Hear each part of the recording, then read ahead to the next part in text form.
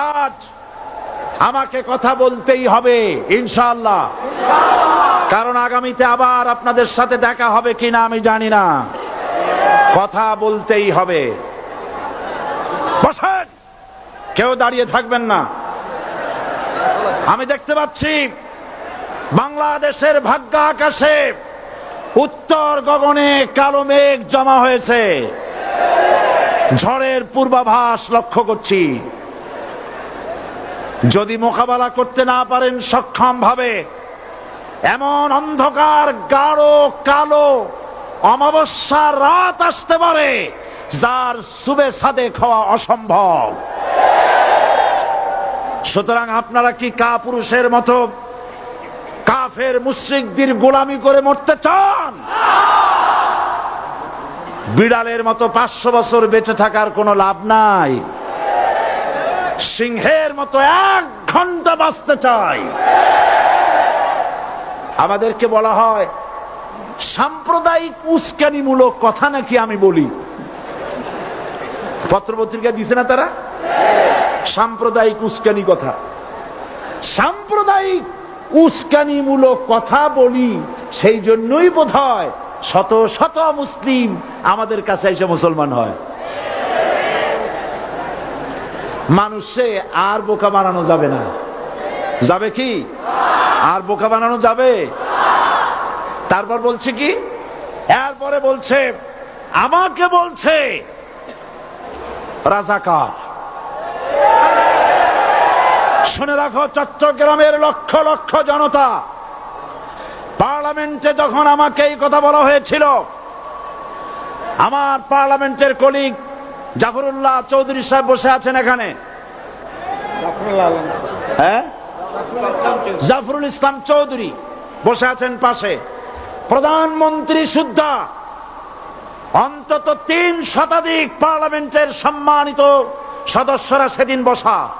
1997 সনের বাজেট বক্তৃতা যখন আমি করতেছিলাম, ডক্টর কুদরতে খোদা, নাম রাখছে কুদরতে খোদা, আসলে গজবে খোদা। এই লোকটি নাস্তিক, ইসলামের চূড়ান্ত দুশমন। তার প্রণীত শিক্ষা ব্যবস্থার যখন সমালোচনা করছিলাম, ট্রেজারি বেঞ্চ থেকে আমাকে বলা হলো রাজাকার।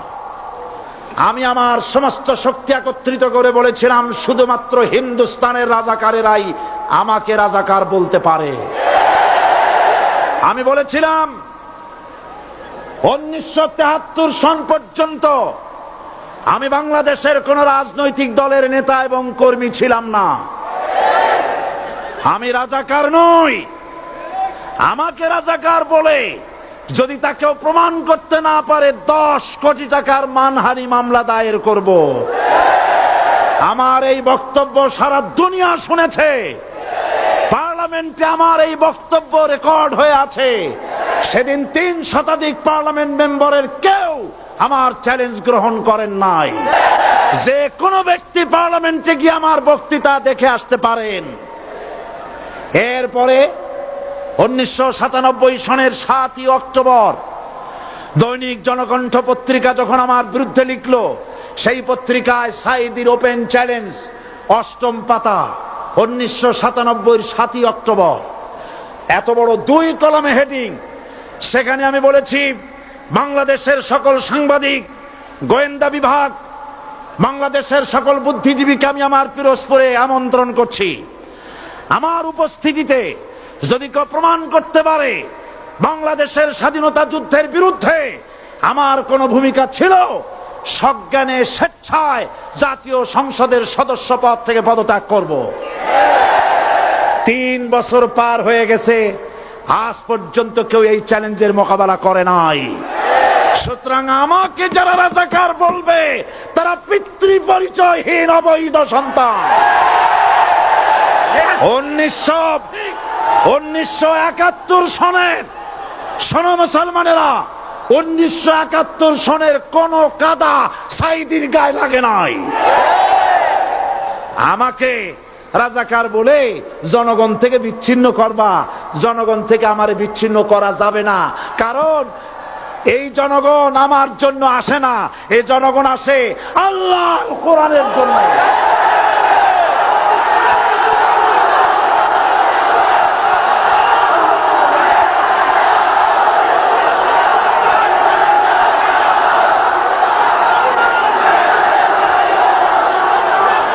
আজকে আর যারা ইসলামের কথা বলে, তারাই রাজাকার, তারাই মৌলবাদী। মৌলবাদী বললে আমরা অসন্তুষ্ট হই না, কারণ মৌলবাদী শব্দটা আসছে মূল থেকে। মৌল শব্দ এসেছে মূল থেকে। মূলবাদী তার মানে যারা মূলে আছে। মূল হলো কোরআন, মূল হলো হাদিস, মূল হলেন আল্লাহ, মূল হলেন আল্লাহ রসুল। আমরা আছি মূলে। এখন বলেন তো মূলের শক্তি বেশি না আগার শক্তি বেশি? আমাদের যারা মৌলবাদী বলে ওরা হলো আগাবাদী। মূলে আছে কত কোটি? 12 কোটি। মূলে আছে কত কোটি? আর আমাদের যারা মৌলবাদী বলে ওই থাকো গাছের আগায়, আমরা মূলে। লাফালাফি বেশি করবা না, 12 কোটিতে গাছের গোড়া আসতে নানা দেবে, মামু বাড়ি দিল্লি গিয়ে পড়বা, বাংলার জমিনে জায়গা হবে না। এ কথা বিশ্বাস করো। বাংলাদেশের মুসলমানদের শরীরে এক বিন্দু রক্ত থাকতে শয়তানের তৈরি করা ধর্ম নিরপেক্ষ মতবাদ বাংলার জমিনে কায়েম হতে দেওয়া হবে না, হবে না।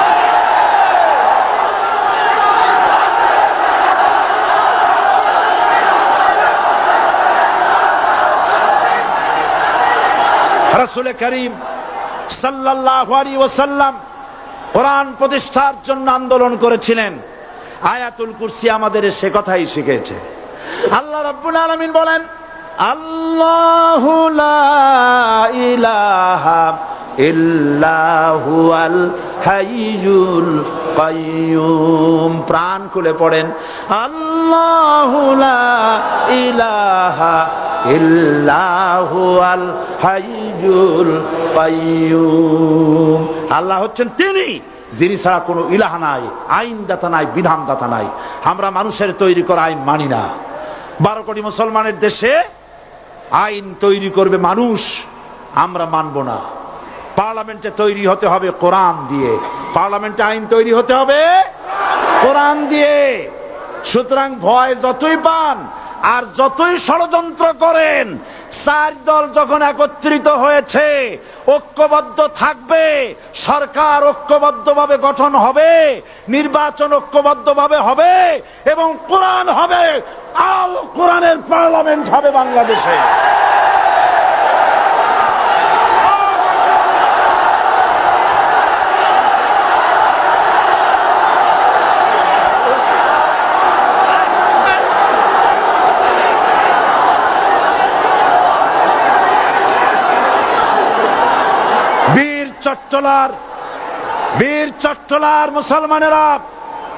বীর চট্টলার মুসলমানেরা স্বাধীনতার ঘোষণা, এই চট্টগ্রাম থেকে স্বাধীনতার মহান ঘোষক প্রেসিডেন্ট জিয়াউর রহমান সাহেব দিয়েছিলেন।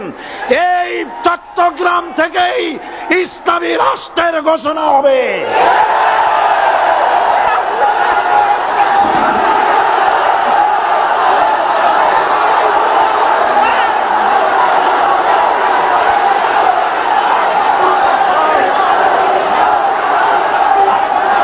আশাবাদী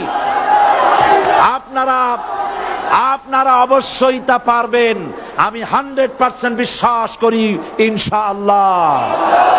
কারণ যে ষড়যন্ত্রের মোকাবেলা করে স্থানীয় রাজনৈতিক দলের নেতৃবৃন্দ কোরআনের মাহফিল সিনায় এনেছেন, আমি প্রথম দিনই বলেছি চট্টগ্রাম তাফসিরুল কোরআন মাহফিল কোন রাজনৈতিক দলের প্রতিনিধিত্ব করে না। এটা কোন জামাত শিবিরের একক সম্পদ নয়, এটা চট্টগ্রামের মুসলমানদের কলিজার টুকরা তাফসিরের মাহফিল। সুতরাং এই মাহফিল চট্টগ্রামে থাকবে ইনশাআল্লাহ কিয়ামত পর্যন্ত। 144 ধারা 288 হয়ে গেছে, ষড়যন্ত্র পায় পায় চলে গেছে। আমি ওই সব ছেলেদের বলি, সরকারি দলের ছাত্র হইয়া মুসলমানদের বিপক্ষে যাইও না। এদেশের ভাগ হয়ে